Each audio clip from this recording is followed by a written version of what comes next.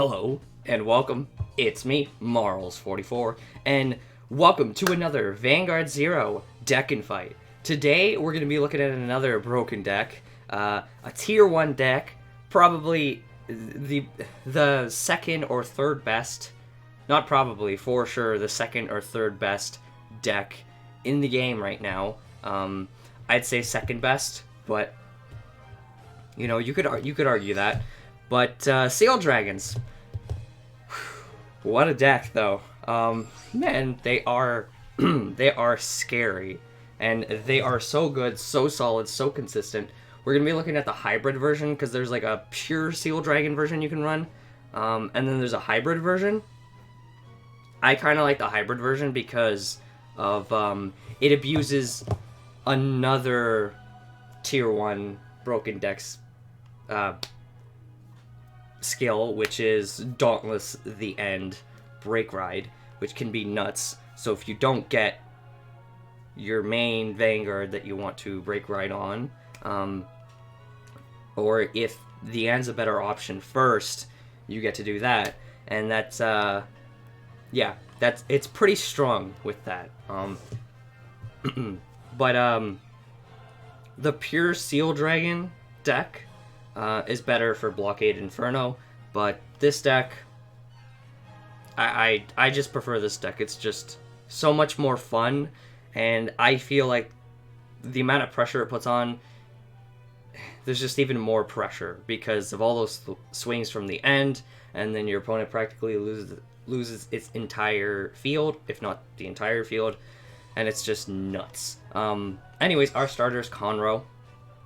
Looking at the deck, our starters, Conroe. We of course have 9 draw, 4 heal. So we are running for the end as our heal triggers. 4 Dauntless Drive Dragons. This is our normal break ride. This is the card we want to aim to break ride with. Not with, but this is the break ride we want to get and then slap either like the end or Blockade Inferno on top of. That's what I mean. And then we have 3 Hellfire Seal Dragon Blockade Inferno. So there's a reason we run 3. He has a limitation, but I'll get into that here. You in the normal Seal Dragon deck, you run 4, like the pure one, but in this one you run 3.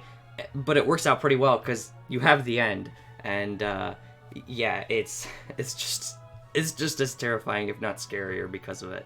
So what he does is limit break 4. If 2 or more Seal Dragon are in your soul, counterblast 2 to get plus 10k until end of turn, and retire all your opponent's grade 2 rear guards. If you retire 3 or more cards, draw a card, and then cross rides with Blockade, the Seal Dragon Blockade, which I do believe you run in the normal version, if I'm not mistaken. But he is a counterblast 2, and there has to be 2 or more Seal Dragons in your soul. So because we're not running pure Seal Dragon, and we ride on Dauntless Dauntless is our first grade 3, or at least that's the goal. He can't always be consistent right away, and that's also why we run the end, because that's our big pressure card if we can't get that, because Dauntless the End is just so good. You get 3 attacks, maybe even 4, usually like 3 to the face, and it's just insane. But we also run 2 Hellfire Seal Dragon Weathercloth? I didn't think that was his name. I actually didn't know his name, but yeah, Weathercloth. But I guess it makes sense. What he does is limit break 4 when rode upon. This is your other break ride, by the way.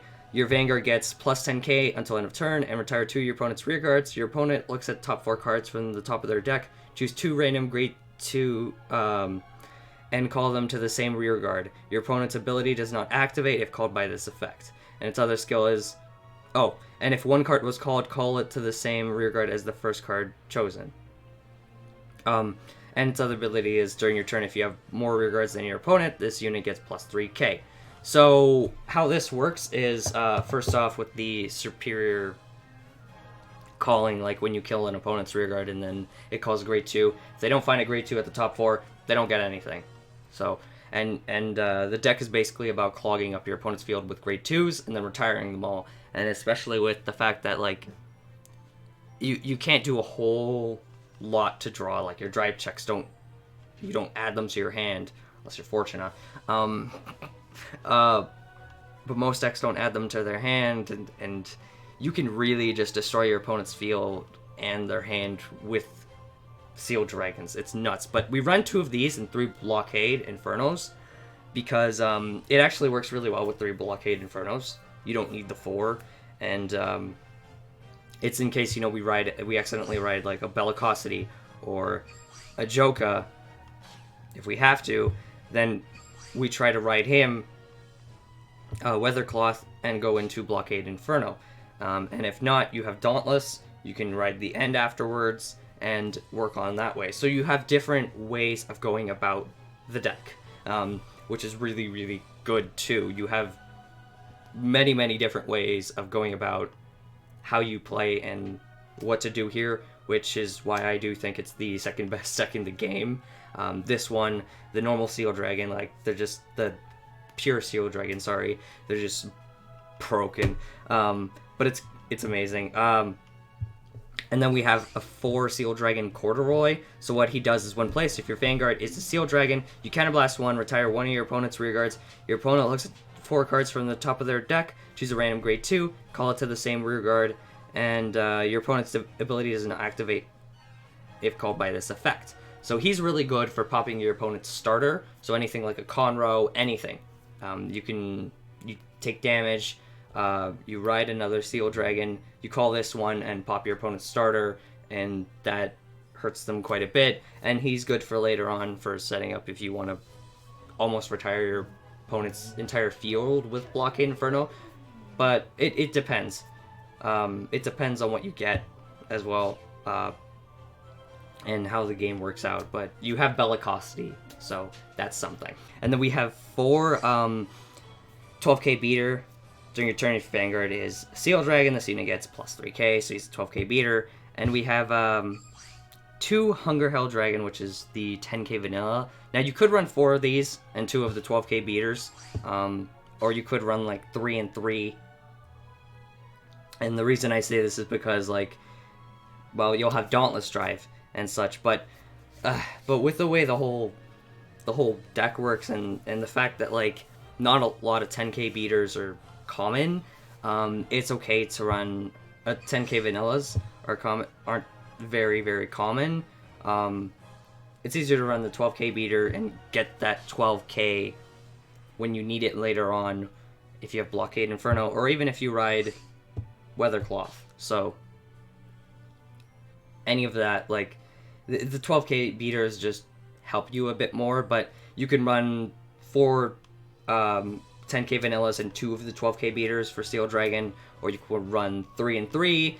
I was actually heavily considering running 3 and 3 because that's something I would do. And I may change it up. I may change it up and run 3 and 3. I'd say 3 and 3 is actually probably the best way to go about it, but the thing is you can't throw down the 10k vanilla in a single column and expect it to hit their Vanguard, where in this case, when you retire all your opponent's rear guards, you can with this card, and that's kind of why I left it like this, because as much as I would run that in normal Vanguard, in this case, it doesn't work as well, because the 12k beater is just so big, and the way the game works with the PGs and everything that you retire, yeah, I feel like the 12k beater is just so important because of that reason. Then we have 3 Bellicosities. For your damage unflipping, you counterblast a lot, so you can use Corduroy a little more and be able to unflip with that. And that also makes it so, like, Conroe's counterblast is free for you, and Corduroy's counterblast is free. That's usually what you aim for. One of those, if not both. But yeah, that's always really good. We have the 4 Seal Dragon PGs. And then we have 4 Kersey, if you don't know what he does. When placed, if your opponent has a grade 2 unit, you may discard a card from your hand, and if you do, draw a card. So that's really nice, helps you cycle to your Dauntless and your Blockade Inferno. By the way, I forgot to read off Dauntless for those who don't know what he does. For Dauntless, what he does is, when rode upon your Vanguard gets plus 10k in the following ability until end of turn. At the end of the battle that this unit attacked, counter +1, discard 3 cards from your hand to stand this unit and draw 2 cards. During your turn, if your rear guard are more than your opponent's, this unit gets +3k. That's his second ability, the one that during your turn if your rear guards are more than your opponent's. But yeah, basically you get a restand. So combined with the end, it's crazy. And Blockade Inferno's skill combined with like Dauntless is pretty nuts too, because you'll just retire their whole field and you get so many swings at the face. And Blockade will be at like 31 or something like that, something along those lines. So it's kind of nutty. And then we run 4 Joka. Yeah, we run 4 Joka because like you retire so much in this deck that it's very worth it. It's very, very good combined with the 12k beaters to hit that 22k, and even any of the grade 3s to hit that, to hit the 21k as well. So the Joka is very, very good, and that's part of the reason why we also run 4 of the 12k beaters. Forgot to mention that one when I was looking at it, but I didn't get to Joka yet. But Joka is really good because we retire so much. This deck is just really, really powerful. Top tier. Second best deck in the game in my opinion, but it's either like second or third amongst a lot of people. So yeah, it's just it's nuts. Really the only deck I think that tops this is, well, the deck that everybody's starting to say is the best deck in the game, Gauntlet Buster Descendant. That deck is nutty. But I'm not sure if that deck profile is coming out next or the one or it's coming out after, like the one after that. We'll see. All right, let's try this one more time. Oh man, the last game didn't work out so well because, well, for one, I made some crucial mistakes. But all right, let's try this again. That last game that I should have been able to do was a very weird game. The person was running Ashley, but then ran no other Jewel Knights, and it was kind of an odd game. I kind of figured, let's not keep that one. Okay, so we got the 2 Seal Dragons. We have 2 PGs, but I can put one back because we have Conroe. It's safer to put one back in this situation. That's fine. We picked up another PG. We have 2 again. That's not a big deal. And we're fighting Dungry. Dungry is still pretty strong. It's not like it used to be, but it's not like it used to be, but it is still decently strong. It's retiring. It's crit. It still holds up decently. So does Vermilion, but I think, but Dungry does hold up better. It has more going for it, but this is an older deck, so I guess we'll just see how this goes. But I have Dauntless in the end in hand, so I don't have Blockade Inferno yet. Hopefully I can get it eventually, but I like the way my hand looks already. Even if I don't get Blockade, you have the end. That's the thing, and you just use Kersey to get to the end. If you didn't want to run Joka, by the way, if you want to run something else, I'd recommend running Gojo. Only because it'll help you get to, since it's already not a Seal Dragon, it'll help you get to like extra the ends more. Or even just your Dauntless and Blockade Infernos easier. Because you're running 3 blockades. So that's the thing I would recommend. If you're having issues with that, I'd say run Gojo instead of Joka. But I think Joka's pretty solid. So we're going to throw him back. Do we want to grab a PG here? Yeah. We have the end and we have Dauntless. And, well, we could grab Kersey to drop and draw later. We don't have to. We're not going to call Bellicosity. We're just going to swing. Bellicosity will come in next turn. We didn't even get a trigger there, see? Fine. Okay, he didn't get a trigger, so we could have called Bellicosity, but it's okay. I'd rather wait till the next turn to make it a little more of a success, because Dauntless gets Twin Drive. and he'll be swinging for 14k, which will he'll need a trigger to make me need to get a trigger because he'll be 9k.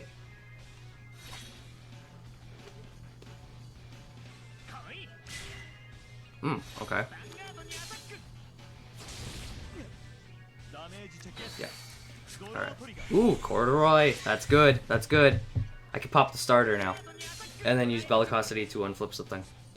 Now I can kill the rear guard, pop the starter, use Bellicosity, and then Dauntless can still attack. Or I could just... I could call Corduroy in the back row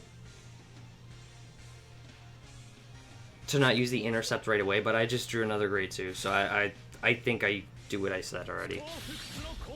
I just don't have a booster, so that's the only thing. But I love that whole sequence. Okay, so we're gonna call Corduroy. Oh, I can't use Corduroy's skill here, right? Because he's not a Seal Dragon. You forgot that. It's okay. All it means is... Yeah, that's something you have to remember that I tend to forget sometimes, is you have to remember that Dauntless isn't a Seal Dragon, and you can't just do that. You can't do what I did. But I will unflip.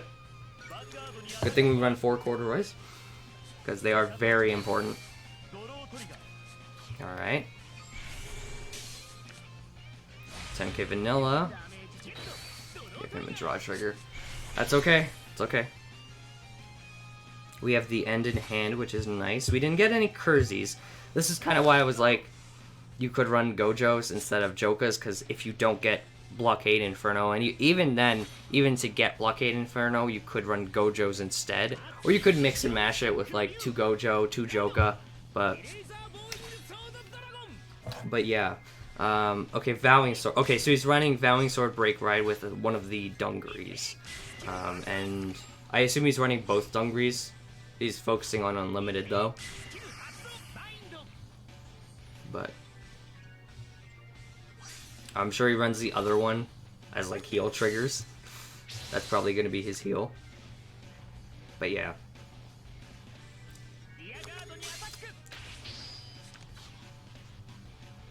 He has self-damagers in case he doesn't get the Break Ride. Smart, but I don't recommend the grade 2 version. Oh, he runs Gauntlet Buster. Okay. So, there's no Cross Ride. Alright. I wasn't sure.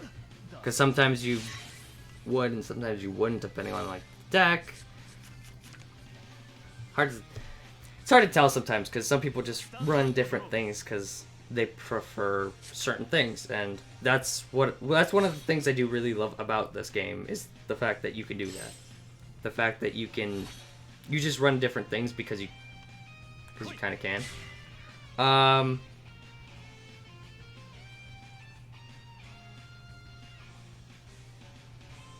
What do I want to do here?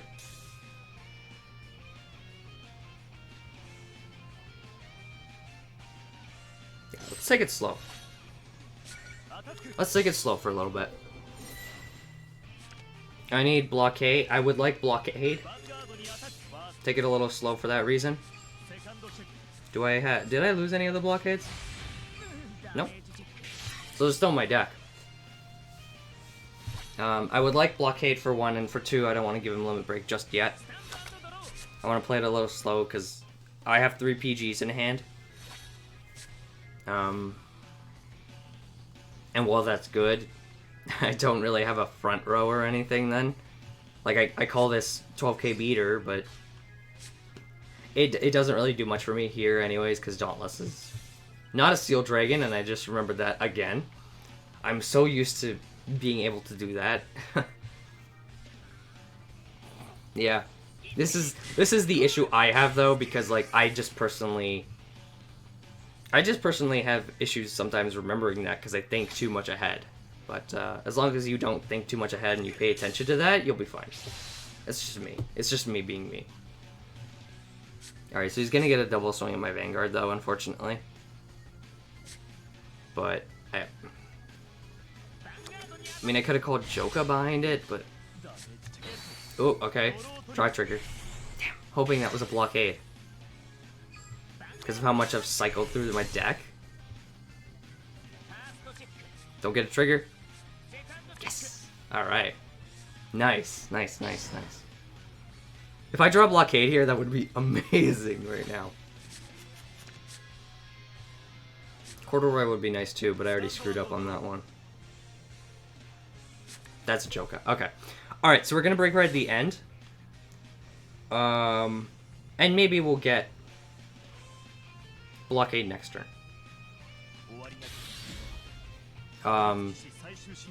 Yeah, this is what I really like about this, though, is you have a second option. And your second option is the end, which the end Dauntless is terrifying.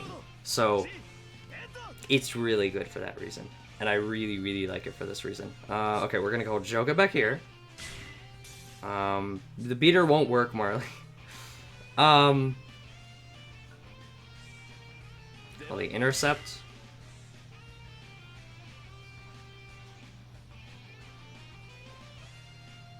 Could call that. I could call both of these just to give him 4 damage and then make the end more terrifying. But if I get another the end, then I can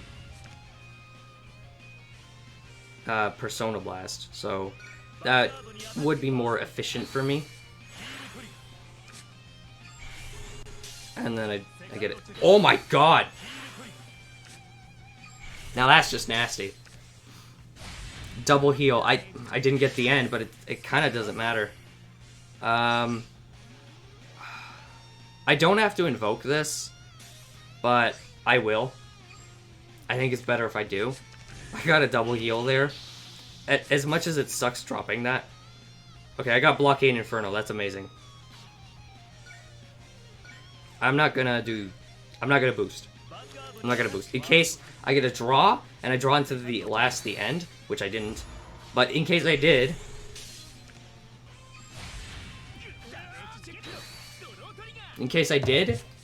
I get a restand, right? And I don't have to drop anything. That sucks that I had to drop a PG, though. But dropping 1 PG for all that pressure on top of getting those 2 heal triggers that I just got, I think was so worth it. I think that was very worth it. It can be a teeny bit risky. Like he's only lost like 1 PG. Not 1 PG. Yeah, 1 PG. And at this point, he's lost 2 heals. So that's something as well. So I think that trade was worth it. I got the double heal off of that. How many cards has he binded at this point? Jesus. A lot. But I don't have any other front rows. So he can't make use of it just yet. Because he'll kill my front rows with it. But alright, well, next turn I can ride Blockade. Use Corduroy's... Well, I don't even need to ride Blockade next turn if I don't hit 4 damage. But if I do, you can use Corduroy's skill on a back row, and it pretty much just, like, try to limit his play for the turn after if he lives. But I can basically retire his front row. The nice thing about Blockade is you don't exactly have to kill the entire back row. You could just retire the front row and then next turn use it again to retire the front row again instead of using up your counterblast too much. But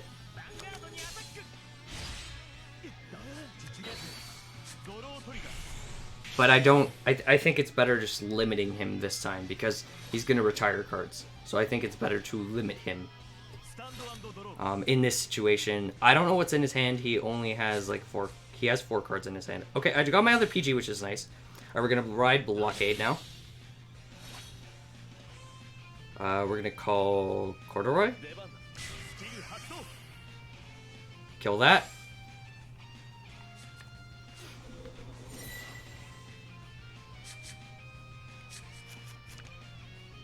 Alright, he gets nothing for that.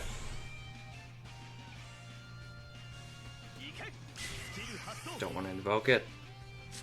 Then we're going to activate a skill. Counterblast 2, retire front rows. Boom, I get 2 swings to the face. And if it was Dauntless, it would be even scarier because, yeah. So, don't know what he has in hand, of course.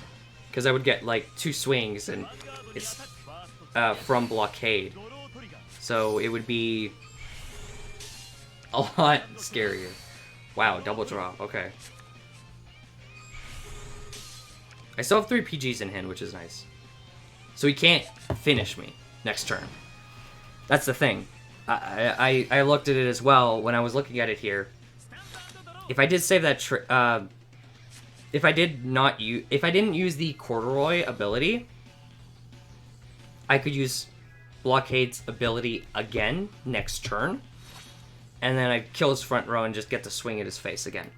But the other thing is, I'm trying to limit him to not being able to hit Blockade. I have 3 PGs in hand though, so I probably actually could have not used Corduroy's skill, so I could have used Blockade Infernos, threw down everything, and ended it there because he only has 2 PG. He only has 1 PG left, actually.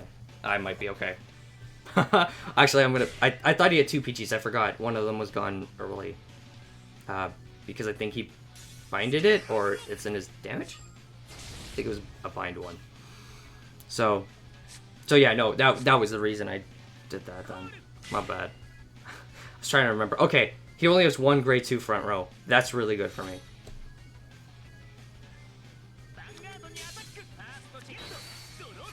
And all of his heals are gone. Okay. That's really, really good for me then. That's extremely good, because I just hit him and it's over. If I can retire that grade 2... I mean, I could use Corduroy on the grade 2, see if I can get something else.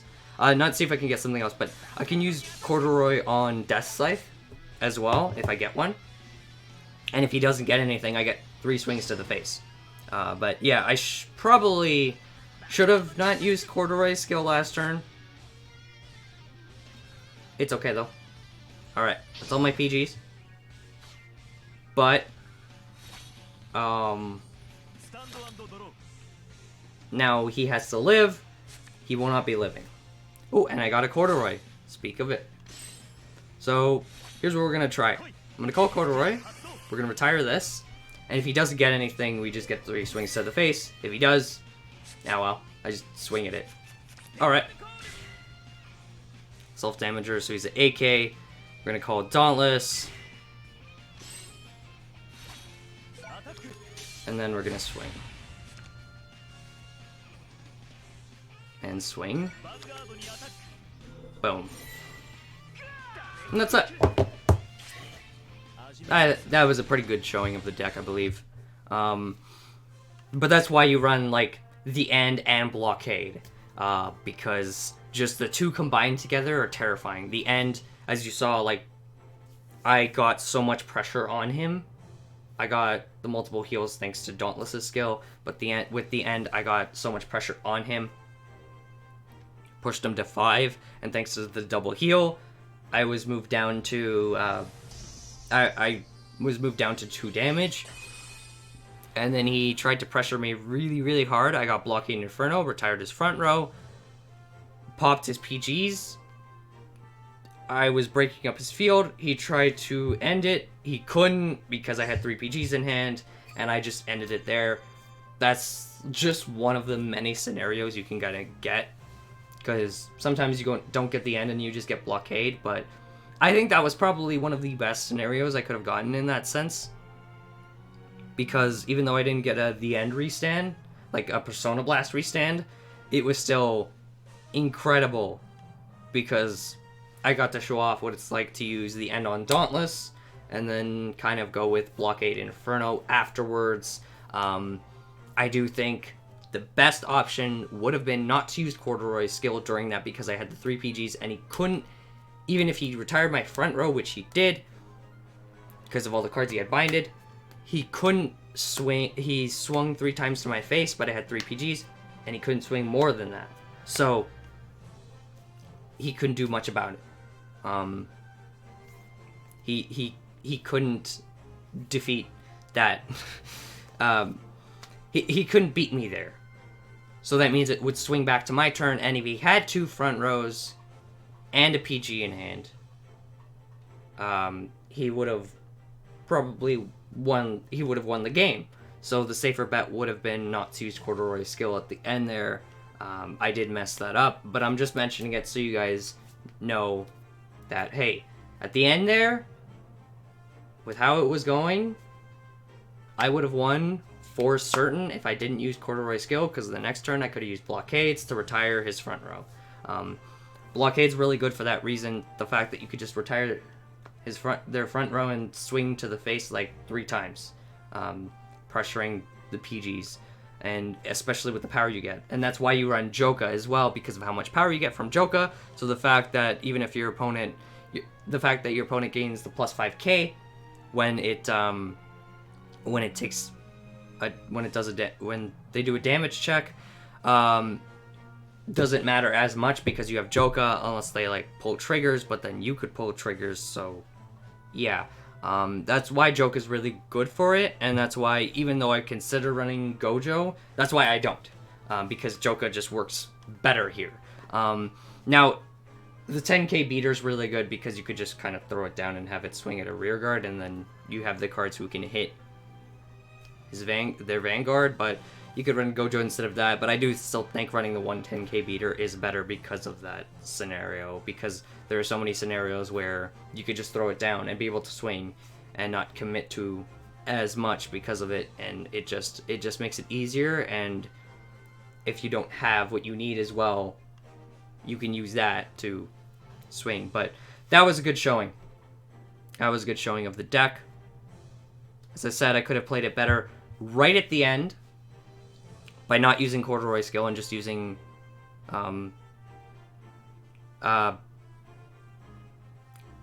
Blockade Inferno skill, and then I could have used it again the next turn to ensure the win.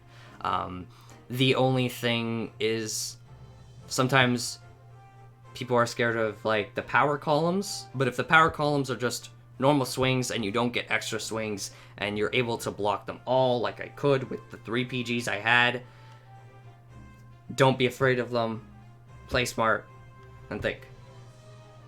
Like I realized there afterwards, I was like, oh no, I shouldn't use Corduroy's skill, but it's okay. Other than that, the game was perfect. A great showing. I've been getting great showings. I don't need to do a second game because I've been getting really good showings, but I hope you guys enjoyed that. Really powerful deck.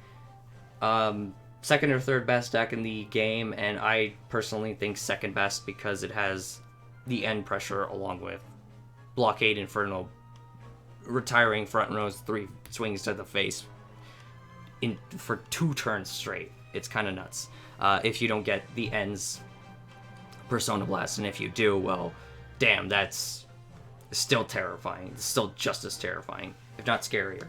But yeah, anyways, hope you all enjoyed it. That was a good fight, and I will catch you guys next time.